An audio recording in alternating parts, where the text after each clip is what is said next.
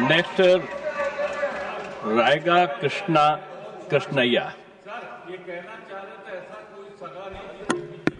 अब आपकी बात रेस्पेक्टेड चेयरमैन नहीं आएगी। कितना मिनट है? यस। అమరావతి ఆంధ్రప్రదేశ్ రాజధానిగా ఉండడాన్ని మేము పూర్తిగా సమర్థిస్తున్నాం. అయితే ఈ విషయం లోపల ప్రభుత్వం తీసుకున్న నిర్ణయం అటు ప్రజల లోపల అన్ని పార్టీల లోపల పాజిటివ్గా ప్రజల అభిప్రాయాలను ప్రజల అభివృద్ధిని దృష్టిలో పెట్టుకొని ఆలోచించవలసిన సమయం ఉంది.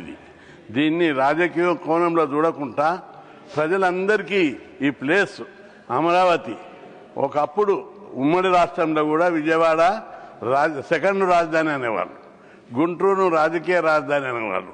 అట్లాంటి పరిస్థితుల్లో అందరికీ రాష్ట్రానికి మధ్యలో ఉన్నందున దీనిని అమరావతిని రాజధానిగా చేయడం మొత్తం ఆంధ్రప్రదేశ్ ప్రజలందరికీ ఆమోదయోగ్యంగా ఉంటుంది. అన్ని రంగాల లోపల రాకపోకలకు కానీ, పాలన సౌలభ్యం కానీ, ప్రభుత్వ అభివృద్ధి సంక్షేమ కార్యక్రమాలకు కానీ, అసెంబ్లీకి కానీ అందరికీ అభివృద్ధి ఉంటుంది. ఈ అన్ని అంశాలను దృష్టిలో పెట్టుకొని ప్రధానమంత్రి నరేంద్ర మోడీ శంకుస్థాపన చేశాడు. దీన్ని అందరూ అన్ని వర్గాల ప్రజలు దాన్ని ఆమోదిస్తున్నారు. కాబట్టి దీన్ని ఈ బిల్లును పూర్తిగా సమర్థిస్తున్నాం. రెండవది, ఆంధ్రప్రదేశ్ అభివృద్ధి పట్ల నరేంద్ర మోడీ గారు చాలా స్టెప్స్ తీసుకుంటున్నాడు. ఒకవైపు విశాఖపట్నం ఇప్పటికే 3-4 సార్లు పోయాడు. దాన్ని ఒక హబ్గా, కంప్యూటర్ హబ్గా, విజ్ఞాన ఖనిగా మార్చడానికి దాన్ని ఒక పెద్ద ఎత్తున అక్కడ లక్షల కోట్ల రూపాయలు, వేల కోట్ల రూపాయలు తెచ్చి ఆ ప్రాంతాన్ని అభివృద్ధి చేయాలని అనేక కార్పొరేట్ సంస్థలను అక్కడ ఆహ్వానిస్తున్నాడు. అదేవిధంగా విజయవాడ ప్రాంతంలో కూడా ఈ ప్రాంతం అభివృద్ధి చెందాలని చెప్పి ఆహ్వానిస్తుడు. అమరావతి వేదభూమి, అమరావతి ఓ గొప్ప తాత్విక భూమి, ఆధ్యాత్మిక క్షేత్రం. అది అక్కడ బౌద్ధము, శైవము, వైష్ణవము అలరాడినటువంటి తపోభూమి. అట్లాంటి పవిత్ర భూమిలో రాజధాని తప్పనిసరి వర్ధిల్లుతుంది. అక్కడి ప్రజలకు, ఆంధ్రప్రదేశ్ ప్రజలందరికీ కూడా సుభిక్షంగా అది ఉపయోగపడుతుంది, అందరికీ ఆమోదయోగ్యం కూడా. అట్లాంటి దాన్ని మనం అందరం కూడా పూర్తిగా సమర్థించవలసిన అవసరం ఉంది.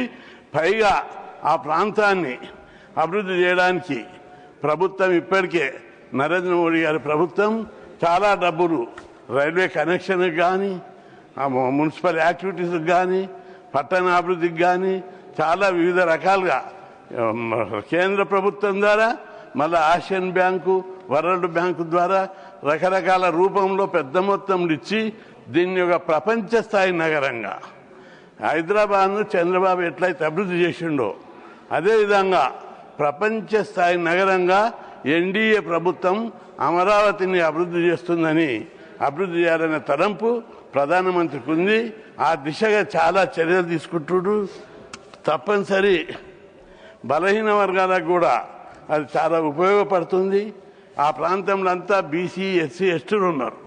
ఆ ప్రజలకు అక్కడ భూముల ధరలు పెరిగి మరి చదువు కోసం, ఇతర అవసరాల కోసం ఆ ప్రాంతం చాలా ఉపయోగపడే రీతిగా ఉంటుంది. తప్పనిసరిగా ఆ ప్రాంతంలో ఇంకా అభివృద్ధి చేయడానికి ప్రభుత్వం, కేంద్ర ప్రభుత్వం, రాష్ట్ర ప్రభుత్వం డబుల్ ఇంజన్ ప్రభుత్వం కాబట్టి అభివృద్ధి కోసం వాళ్ళు చాలా చర్యలు తీసుకోగలుగుతారని చెప్పి మేము భావిస్తున్నాం.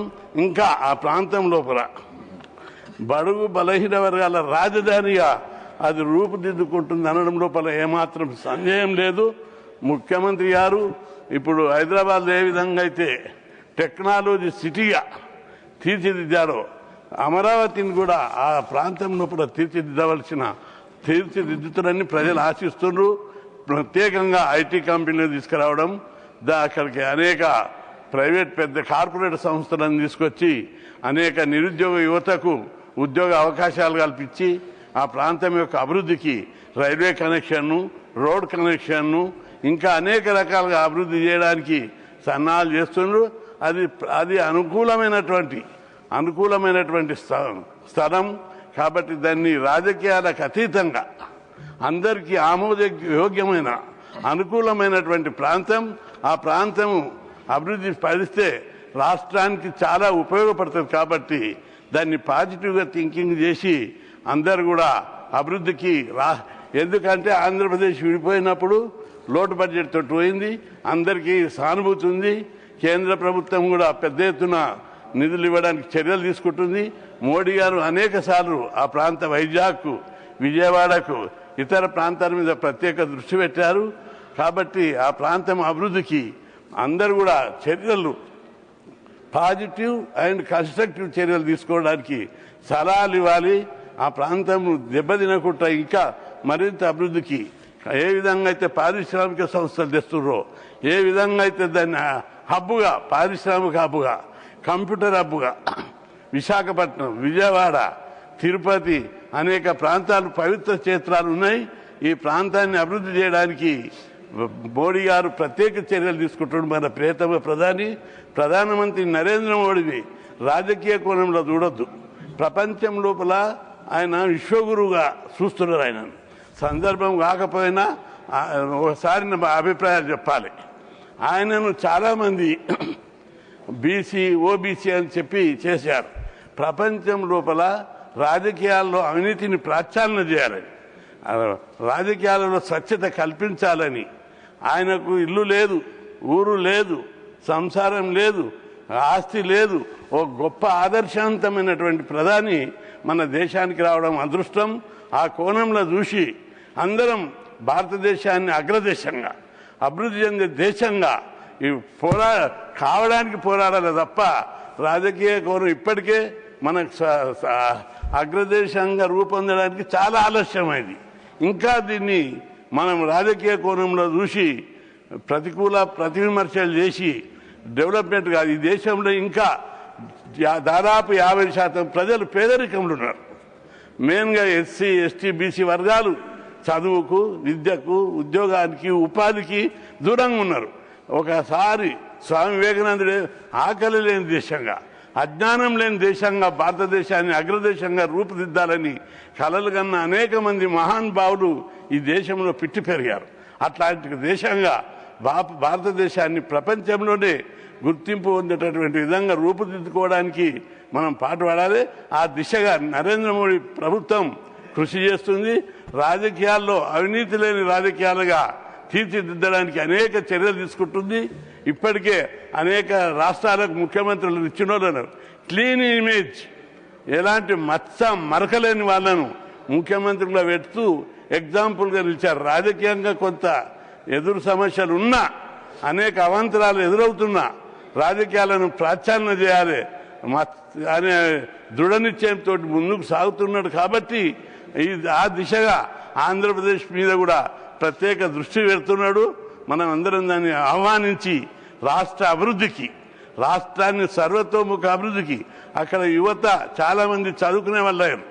ఇప్పుడు దేశంలోని ఏ రాష్ట్రంలో లేని విధంగా 2 తెలుగు రాష్ట్రాల్లో చదువుకునే వారి ఉన్నత విద్యావంతుల సంఖ్య విపరీతంగా పెరిగింది.